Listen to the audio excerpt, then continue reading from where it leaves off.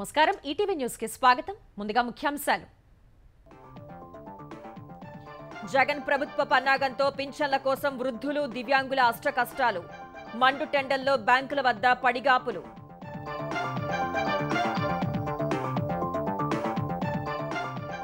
కీలక హామీలను జగన్ గాలి కొదిలేశారన్న చంద్రబాబు మద్య నిషేధం జాబ్ క్యాలెండర్ సిపిఎస్ రద్దుపై మాట తప్పారని ధ్వజం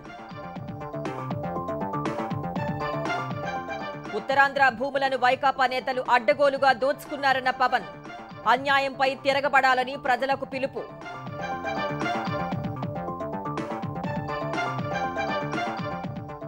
ఢిల్లీ సుల్తాన్లు తెలంగాణపై దాడికి సిద్ధమయ్యారన్న రేవంత్ కులగణన చేస్తేనే బీసీలకు రిజర్వేషన్లు పెంచగలమని వెల్లడి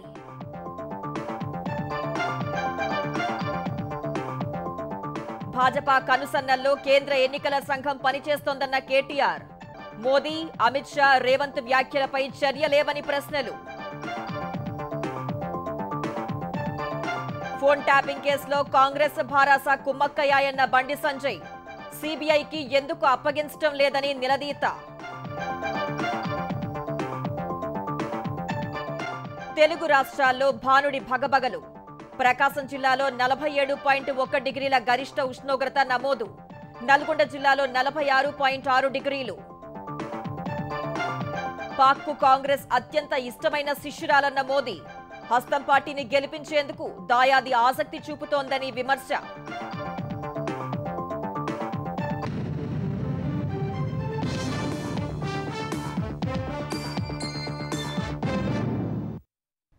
పెన్షన్ల పంపిణీపై జగన్ ప్రభుత్వ పన్నాగంతో వృద్ధులు దివ్యాంగులు తీవ్ర కష్టాలు పడుతున్నారు. ఇంటింటికి పింఛన్ల పంపిణీ ఎంతో సులువైనా కావాలనే పక్కన పెట్టి బ్యాంకుల్లో జమ చేయగా పింఛన్ డబ్బు కోసం మండు టెండలో బ్యాంకుల వద్ద పడిగాపులు కాస్తున్నారు. 10 కిలోమీటర్ల దూరంలో ఉన్న బ్యాంకులకు వచ్చిన వృద్ధులు దివ్యాంగుల్లో చాలా మందికి తమ బ్యాంకు ఖాతాల్లో పింఛన్ డబ్బు జమ కాకపోవడంపై లబోదిబోమంటున్నారు. అనేక మందికి ఈ కేవైసీ అప్డేట్ కాలేదంటూ వెనక్కి పంపుతుండగా వారంతా బోరుమంటున్నారు. కాకినాడ జిల్లా తాళ్లరేవు మండలంలోని 12 గ్రామాలకు చెందిన వందలాది మంది లబ్ధిదారులు 15 కిలోమీటర్ల దూరంలో ఉన్న బ్యాంకులకు చేరుకునేందుకు మండు టెండలో అవస్థలు పడ్డారు. చాలా మందికి ఖాతాలో జమ కాకపోవడంపై ఆందోళనలో ఉన్నారు. కొందరికి బ్యాంకు ఖాతా లేకపోయినా డబ్బు జమ అయిందని చూపారు. కొందరికి ఒకే అకౌంట్ ఉన్నా పింఛన్ జమ కాలేదు. ప్రకాశం జిల్లా గిద్దలూరులో పెన్షన్ల కోసం బ్యాంకుల వద్దకు వెళ్లిన లబ్ధిదారులకు ఆధార్ లింక్ కాలేదని కేవైసీ వెరిఫికేషన్ జరగలేదంటూ వెనక్కి పంపారు. అనంతపురం జిల్లా ఉరవకొండలో తమకు ఖాతా లేకపోయినా బ్యాంకులో జమ చేశామని చెబుతున్నారని వృద్ధులు వాపోతున్నారు. చాలా బ్యాంకుల వద్ద కనీస ఏర్పాట్లు కూడా లేవు. నడవలేను, నాకు నడుము లేదు, కాళ్ళు లేవు, బీపీ షుగరు కష్టంలో అన్నీ నడవలేను. ఇంటికాడ తెచ్చి ఇచ్చేవాళ్ళకి ఇంత బాధ పెట్టాడు. రన్నింగ్ అకౌంట్ రన్నింగ్ లేదు. అది అకౌంట్ రన్నింగ్ చేయాలంట, పాస్పోర్ట్ కావాలంట, ఆధార్లు కావాలంట, అన్నీ కావాలంట. అవన్నీ చేసుకొని 3 రోజుల తర్వాత వస్తే అప్పుడు ఇస్తారంటున్నారు. మరి ఇబ్బంది. ఎప్పుడు వచ్చినా కూడలు నీళ్ళు మందులు తెచ్చుకోవాలా, తినడానికి ఏదైనా ఇంట్లో బియ్యం తెచ్చుకోవాలా. పడతాయో లేదో తెలియదు. మళ్ళీ ఇంక మేము ముసలాళ్ళని తిరగలేకపోతున్నాం కదండి. ఫోన్ ఎక్కడన్నా ఇచ్చినా మాకు బాధ లేకుండా బ్యాంకులలో అంటే ఇది నా కాలు 24 గుట్లు, హార్ట్ పేషెంట్ని, షుగరు, బీపీ అన్నీ ఉన్నాయి. రాజీవ్ గాంధీ నగర్ నుంచి ఆటో ఎక్కి వచ్చాయి. ఇంటి దగ్గర ఇవ్వటం చాలా ఉత్తమమైన పని. ఎండకు రాలేం కదా. కీలక హామీలన్నింటినీ గాలి కొదిలేసిన జగన్ మేనిఫెస్టో 99% అమలు చేసినట్లు అబద్ధాలు చెబుతున్నారని తెలుగుదేశం అధినేత చంద్రబాబు ఆగ్రహం వ్యక్తం చేశారు. మద్య నిషేధం, జాబ్ క్యాలెండర్, సిపిఎస్ రద్దు హామీలపై మాట తప్పిన జగన్ కు ఓటు అడిగే హక్కు ఎక్కడిదని ప్రశ్నించారు. వైఎస్ఆర్ జిల్లా రాయచోటి ప్రజాగళం సభలో పాల్గొన్న చంద్రబాబు ల్యాండ్ టైటిలింగ్ యాక్ట్ పై విమర్శలు గుప్పించారు. చట్టం అమలైతే ప్రజల భూములు గల్లంతేనని హెచ్చరించారు. జగన్ రాజకీయాల్లో ఉంటే ప్రజల బతుకులు దిగజారుతాయన్న చంద్రబాబు రాష్ట్రాన్ని సర్వనాశనం చేశారంటూ తీవ్ర విమర్శలు గుప్పించారు. అధికారంలోకి వచ్చాక మైనార్టీ కార్పొరేషన్ ద్వారా వడ్డీ లేని రుణాలు ఇస్తామన్న ఆయన ముస్లింల రిజర్వేషన్లు కాపాడతామని పేర్కొన్నారు. ముఖ్యమంత్రిగా సైకో జగన్ అయ్యాడు. రాయచోటికి ఏమైనా పనులు చేశాడా అని మిమ్మల్ని అడుగుతున్నా. పోనీ కడపలో స్టీల్ ఫ్యాక్టరీ వచ్చిందా తమ్ముళ్ళు అని మిమ్మల్ని అడుగుతున్నా. ఒక సాగునీటి ప్రాజెక్టు పూర్తి చేశాడా అని అడుగుతున్నా మిమ్మల్ని. ఎన్నికల మేనిఫెస్టో జగన్మోహన్ రెడ్డి అమలు చేశాడా అని మిమ్మల్ని అడుగుతున్నాను. 99% చెయ్యలేదు. ఎన్ని మార్కులు వేస్తారు తమ్ముళ్ళు ఈ జగన్మోహన్ రెడ్డికి? గుండు సున్నా. నేను అడుగుతున్నా, మీ జీవితాల్లో ఏమైనా మార్పు వచ్చిందా? మీ ఆదాయం పెరిగిందా? మీ ఖర్చులు తగ్గాయా? మీ జీవన ప్రమాణాలు మెరుగుపడ్డాయా? ఇంకెందుకు తమ్ముళ్ళు ఈ చేతగాని ప్రభుత్వం? మద్యాన్ని నిషేధిస్తామని చెప్పావా లేదా? తర్వాతే ఓటు అడుగుతామని చెప్పారా లేదా? చేశాడా తమ్ముళ్ళు? ఓటు అడిగే హక్కున్నారని అడుగుతున్నా. ఇది నీ ఎన్నికల మేనిఫెస్టో. వారం రోజులు సిపిఎస్ రద్దు చేస్తామన్నాడా లేదా? ఎన్ని వారాలని తమ్ముళ్ళు చేశాడా అని అడుగుతున్నా. ఉత్తరాంధ్ర భూములను వైకాపా నేతలు అడ్డగోలుగా దోచుకున్నారని జనసేన అధినేత పవన్ కళ్యాణ్ ఆరోపించారు. పార్వతీపురం మన్యం జిల్లా పాలకొండలో వారాహి విజయ యాత్రలో పాల్గొన్న పవన్ కూటమి అభ్యర్థులకు మద్దతుగా ప్రచారం నిర్వహించారు. రంగుల పిచ్చితో వైకాపా సర్కార్ 2300 కోట్లు దుబారా చేసిందని విమర్శించారు. అందులో 220 కోట్లు వెచ్చిస్తే తోటపల్లి రిజర్వాయర్ ఎడమ కాలువ పూర్తయ్యేదన్నారు. దోపిడీ అన్యాయం జరుగుతున్నప్పుడు ప్రజలు తిరగబడాలని పవన్ పిలుపునిచ్చారు. భామిని మండలం పోరాటాన్ని 1960 పోరాటాన్ని గుర్తుపెట్టుకోండి. మనం తప్పు జరిగినప్పుడు ఎదిరించకపోతే మన భవిష్యత్తు నలిగిపోద్ది. ఉత్తరాంధ్ర జై ఉత్తరాంధ్ర అంటే సరిపోదు. ఏం పిల్లడో ఎల్దమొస్తామంటే సరిపోదు. అన్యాయం జరుగుతున్నప్పుడు తిరగబడాలి. కత్తులు అవసరం లేదు, కటార్లు అవసరం లేదు. ఏళ్ళు చూపించండి, చూపుడు వేలు. జగన్ ఇలా అంటున్నాడు, జగన్కి ఇది చూపించండి. ఇలా అంటే మా ఓటు కూటమికి అర్థం. రాజశేఖర్ రెడ్డికి లక్ష్మణుడి మాదిరిగా పనిచేసిన వివేకానంద రెడ్డిని దారుణంగా హత్య చేసిన హంతకుల్ని సీఎం జగన్ కాపాడుతున్నారని ఏపీ పీసీసీ అధ్యక్షురాలు షర్మిల విమర్శించారు. 2వ విడత ఎన్నికల ప్రచారంలో భాగంగా కడప లోక్సభ నియోజకవర్గ పరిధిలోని పెద్దముడియం మండలం సుద్దపల్లె నుంచి ఎన్నికల ప్రచారం చేపట్టారు. ప్రజల్ని ఆప్యాయంగా పలకరిస్తూ ఇంటింటి ప్రచారం నిర్వహించారు. మహిళలు, చిన్నారులు, వృద్ధులు, యువకులతో కరచాలనం చేస్తూ గ్రామంలో నడుచుకుంటూనే ప్రచారం చేశారు. ఇదే సమయంలో వివేక హత్య అంశాన్ని ప్రముఖంగా ప్రస్తావించారు. హత్య కేసులో అవినాష్ రెడ్డి వైపే అన్ని వేళ్లు చూపిస్తున్నా జగన్ అధికారాన్ని అడ్డం పెట్టి అతన్ని కాపాడుతున్నారని ఆవేదన వ్యక్తం చేశారు. హంతకులకే మళ్లీ జగన్ టికెట్ ఇచ్చారని, వారిని ఓడించడానికే రాజశేఖర్ రెడ్డి బిడ్డ కడప ఎంపీగా పోటీ చేస్తోందని షర్మిల గుర్తు చేశారు. చనిపోయింది, చంపబడింది సాక్షాత్ రాజశేఖర రెడ్డి గారు. 2 సార్లు ముఖ్యమంత్రిగా ఉన్న వ్యక్తి తమ్ముడు అయినప్పటికీ రాజశేఖర రెడ్డి గారి కొడుకే ముఖ్యమంత్రి స్థానంలో ఉండి తన అధికారాన్ని అడ్డు వేసి హత్య చేయించిన అవినాష్ రెడ్డి గారిని కాపాడుతున్నాడు. కాబట్టే ఈ రోజు వరకు కూడా కేసు ముందుకు వెళ్ళలేదు, శిక్ష పడలేదు. వివేకానంద రెడ్డి గారు చనిపోయినప్పుడు సిబిఐ ఎంక్వైరీ కోరిన వ్యక్తి అదే జగన్మోహన్ రెడ్డి గారు ముఖ్యమంత్రి అయిన తర్వాత సిబిఐ ఎంక్వైరీ వద్దు అని ఎందుకన్నాడో జగన్మోహన్ రెడ్డి గారు ఈ రోజు వరకు సమాధానం చెప్పలేదు. మీరు ఎందుకు భయపడుతున్నారు? ఎందుకు కాపాడాలని చూస్తున్నారు? ఈ రోజు మళ్ళీ అదే వ్యక్తికి మళ్ళీ ఎంపీ టికెట్ ఇవ్వడము ఎంత సబబు అని అడుగుతున్నాం. ఇది ప్రశ్నించడానికే రాజశేఖర రెడ్డి బిడ్డ ఈ రోజు పోటీకి నిలబడింది. ఆంధ్రప్రదేశ్లో రాజకీయాల కారణంగా పోలవరం ప్రాజెక్టు పూర్తి కాలేదని కేంద్ర మంత్రి నితిన్ గడ్కరీ అసంతృప్తి వ్యక్తం చేశారు. తాను జలవనరుల శాఖ మంత్రిగా ఉన్నప్పుడే ఆ ప్రాజెక్టుకు అవసరమైన అన్ని అనుమతులు ఇచ్చారని, చంద్రబాబు ముఖ్యమంత్రిగా ఉన్నప్పుడు 4 సార్లు స్వయంగా పరిశీలించారని గుర్తు చేశారు. సార్వత్రిక ఎన్నికల ప్రచారంలో భాగంగా భాజపా అరకు ఎంపీ అభ్యర్థి కొత్తపల్లి గీతకు మద్దతుగా పార్వతీపురం మండలం వెంకంపేటలో నిర్వహించిన సభలో ఆయన పాల్గొన్నారు. పార్వతీపురం జిల్లాలో సాగు, తాగునీరు సమస్యల్ని గుర్తించామన్న గడ్కరీ సమస్యల పరిష్కారం దిశగా ఎన్డీఏ ప్రభుత్వం కృషి చేస్తుందని తెలిపారు. ఎన్డీఏ ప్రభుత్వంతోనే సంపూర్ణ అభివృద్ధి సాధ్యమని పేర్కొన్నారు. When I was also in charge for water resources minister, I have sanctioned the big important project in Andhra Pradesh named as Polavaram. Actually, the project cost was 60,000 crore, and 4 times I visit on the site of Polavaram when Chandrababu was the chief minister of Andhra Pradesh. But I am really unhappy that because of the politics in the state, still the Polavaram is not completed. Delhi సుల్తాన్లు తెలంగాణపై దాడి చేయాలనుకుంటున్నారని CM Revanth Reddy ఆరోపించారు. ఆసిఫాబాద్, సిద్దిపేటలో నిర్వహించిన కాంగ్రెస్ జనజాతర సభల్లో పాల్గొన్న Revanth Reddy Congress MP అభ్యర్థులు ఆత్రం సుగుణ, నీలం మధులకు మద్దతుగా ప్రచారం నిర్వహించారు. కులగణన చేస్తేనే బీసీలకు రిజర్వేషన్లు పెంచగలుగుతామన్న ఆయన, భాజపా మాత్రం రిజర్వేషన్లు రద్దు చేయడానికి ప్రయత్నిస్తోందని ఆరోపించారు. రిజర్వేషన్లు రద్దు చేయాలన్న భాజపా కుట్రలను అడ్డుకుంటానని తెలిపారు.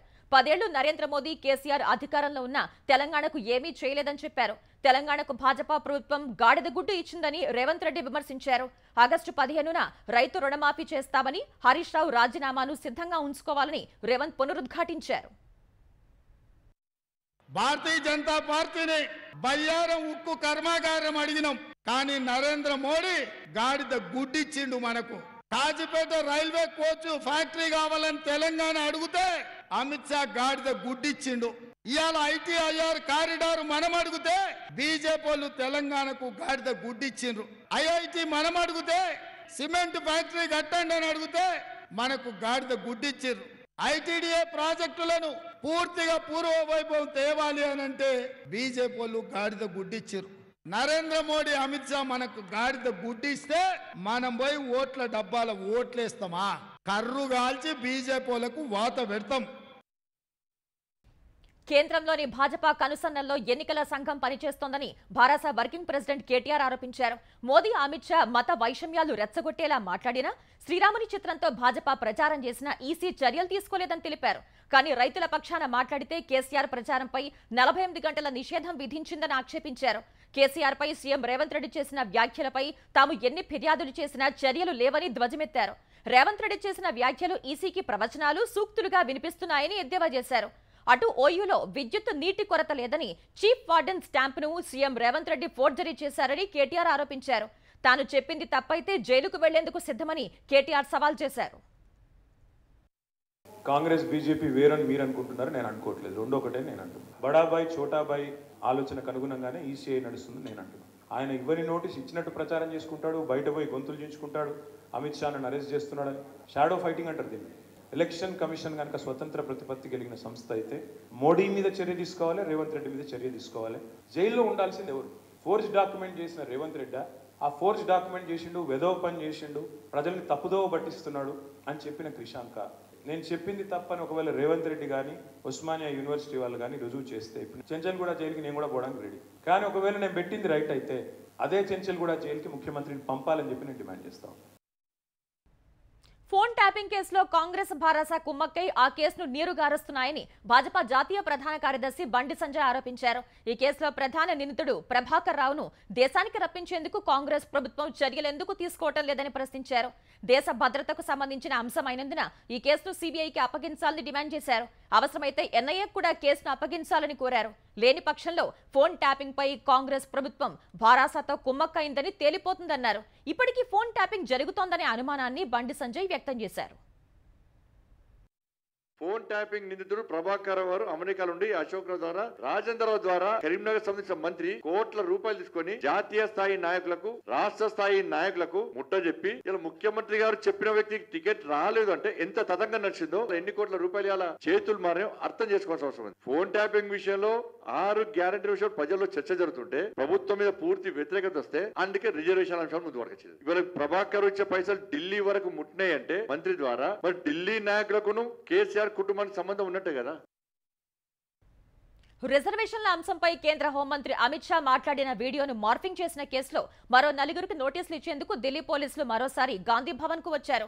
టీపీసీసీ లీగల్ సెల్ నాయకులతో మాట్లాడి నోటీసులు ఇస్తామని ఢిల్లీ పోలీసులు తెలిపారు. లీగల్ సెల్ నాయకులు లేనందున వెనుతిరిగి వెళ్లిపోయారు. అమిత్ షా వీడియోలను మార్ఫింగ్ చేసి సోషల్ మీడియాలో దుష్ప్రచారం చేశారన్న కేసుపై ఢిల్లీ పోలీసులు ఏప్రిల్ 29న Congress social media chairman Manne Satish మరో 3గురికి నోటీసులు ఇచ్చారు. మరో 4గురికి ఇవాళ నోటీసులు ఇచ్చేందుకు వచ్చారు. ఆ 4గురు అందుబాటులో లేనందున వెనుతిరిగి వెళ్లారు. దేశాన్ని 60 ఏళ్లు పాలించిన కాంగ్రెస్ పాకిస్తాన్కు అత్యంత ఆప్తమైన శిష్యురాలని ప్రధాని నరేంద్ర మోదీ అభివర్ణించారు. అందుకే కాంగ్రెస్ ముఖ్య నేత రాహుల్ గాంధీని తదుపరి ప్రధానిని చేసేందుకు పాకిస్తాన్ ఎంతో ఆసక్తి చూపుతోందని మోదీ ధ్వజమెత్తారు. పాకిస్తాన్ మాజీ ప్రధాని ఇమ్రాన్ ఖాన్ ప్రభుత్వంలో మంత్రిగా పనిచేసిన చౌదరి ఫహద్ హుసేన్ రాహుల్ గాంధీని ప్రశంసిస్తూ సామాజిక మాధ్యమం ఎక్స్లో ఓ వీడియోను పోస్ట్ చేసిన వేళ కాంగ్రెస్ పాకిస్తాన్లపై మోదీ ఈ వ్యాఖ్యలు చేశారు. లోక్సభ ఎన్నికల ప్రచారంలో భాగంగా గుజరాత్లోని ఆనంద్లో నిర్వహించిన బహిరంగ సభలో మాట్లాడిన మోదీ భారత్లో బలహీన ప్రభుత్వం ఉండాలని దాయాది దేశం కోరుకుంటోందని దుయ్యబట్టారు.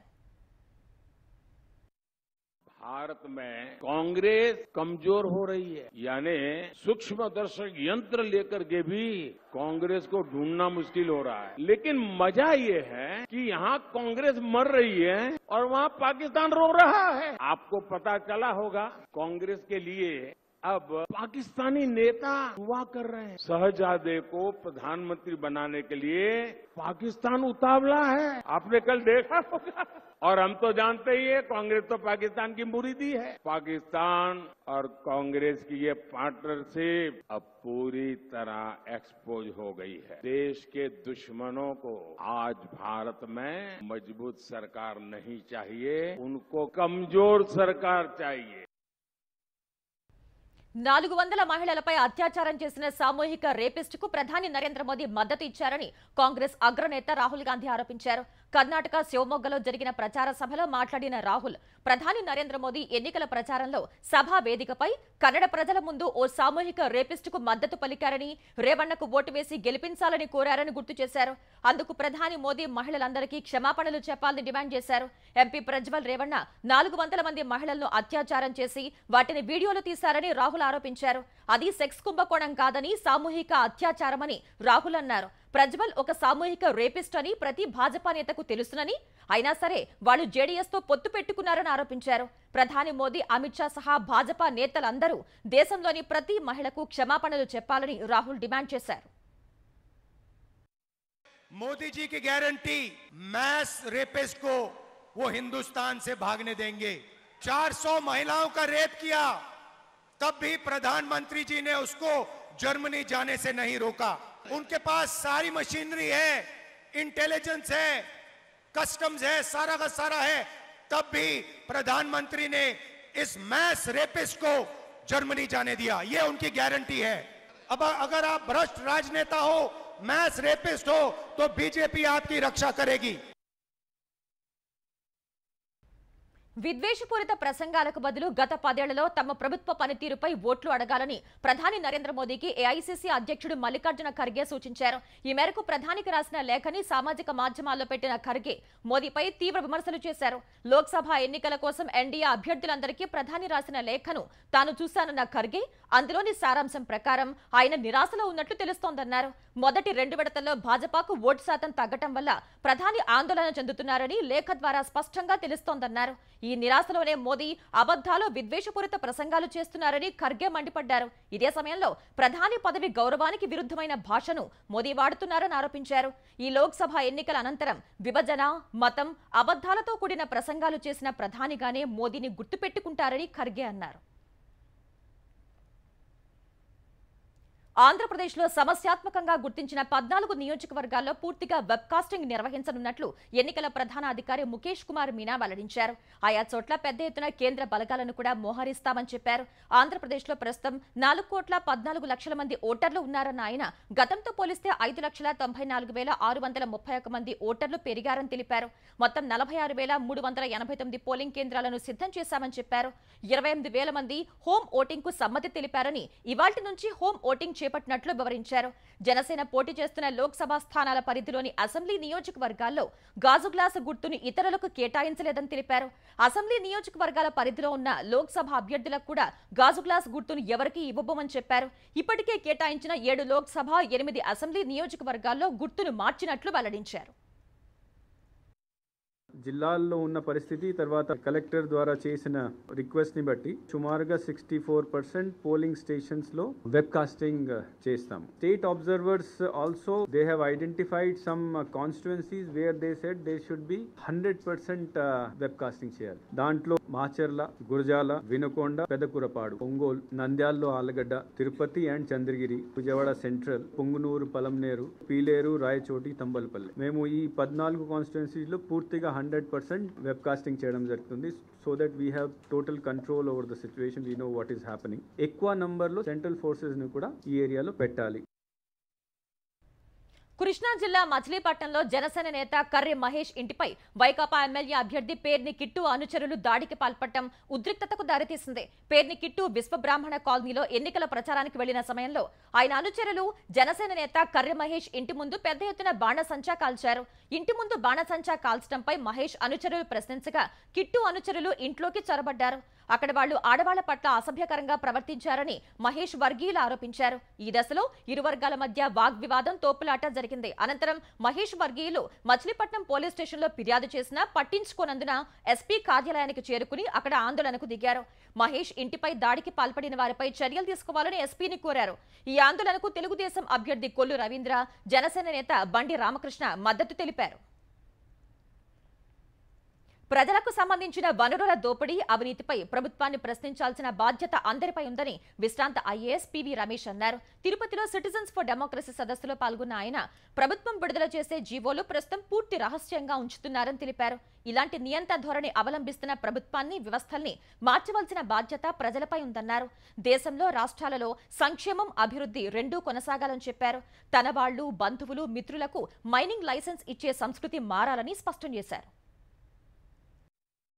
పోలీస్ వ్యవస్థ ప్రజల కోసం పనిచేయాలి. మనం ఏమిటి భయపడుతున్నాం, భయభ్రాంతులు చెందుతున్నాం. ప్రభుత్వానికి రూల్ ఆఫ్ లా మీద రెస్పెక్ట్ లేకపోతే, దాన్ని ఫాలో కాకపోతే, అదేమిటయా నేను ముఖ్యమంత్రిని లేకపోతే నేను మంత్రిని లేకపోతే నేను ఐఏఎస్ ఆఫీసర్ని, నాకు లా ఏమిటి, నేను ఏమైనా చేస్తాను అంటే అప్పుడు రాజరిక వ్యవస్థ, మిగిలిన వాళ్ళందరూ బానిసలు అవుతారు. ఇటువంటి వ్యవస్థని మార్చవలసిన అవసరం ఉంది.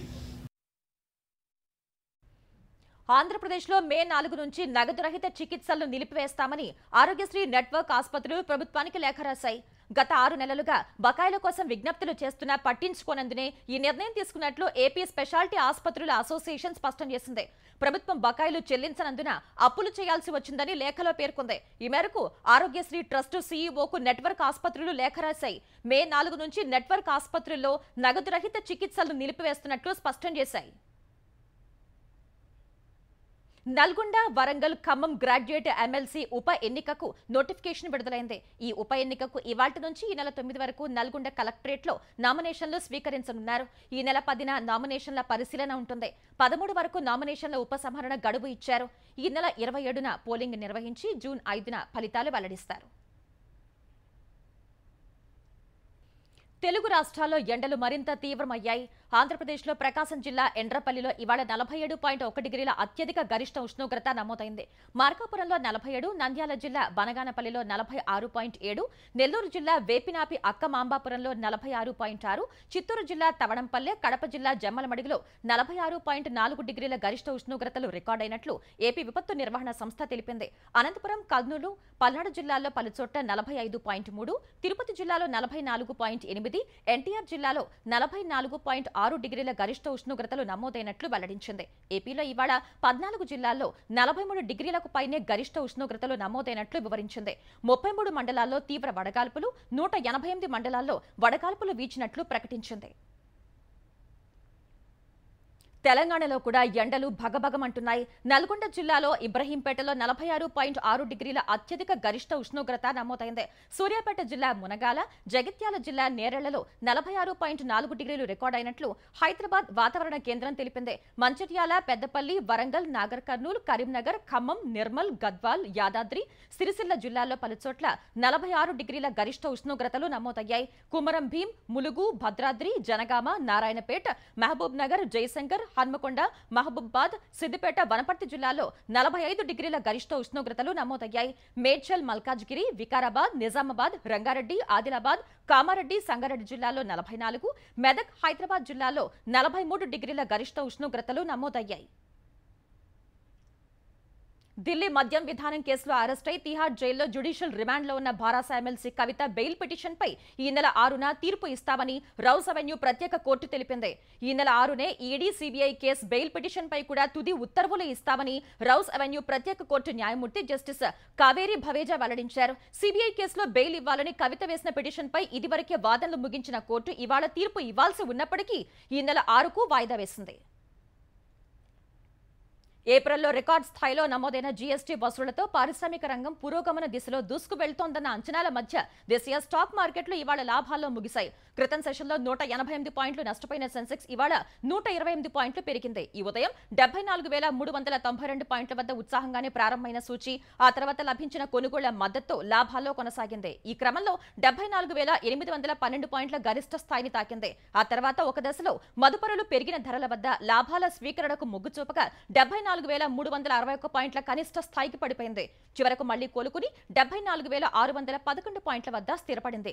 జాతీయ స్టాక్ ఎక్స్చేంజ్ సూచి నిఫ్టీ 43 పాయింట్లు పెరిగి 22,648 పాయింట్ల వద్ద ముగిసింది.